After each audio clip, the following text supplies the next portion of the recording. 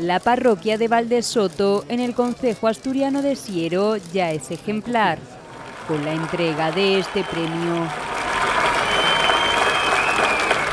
los reyes, la princesa Leonor y la infanta Sofía han reconocido a Valdesoto como pueblo ejemplar de Asturias 2025.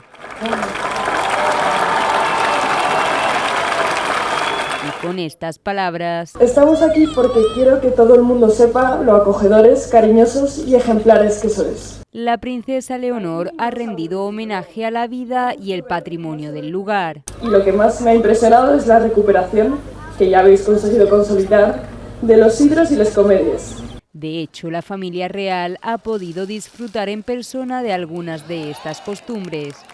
Tras un baño de masas como saludo, los reyes y sus hijas han presenciado varias representaciones teatrales, bailes regionales y labores cotidianas del lugar, participando incluso en algunas de ellas.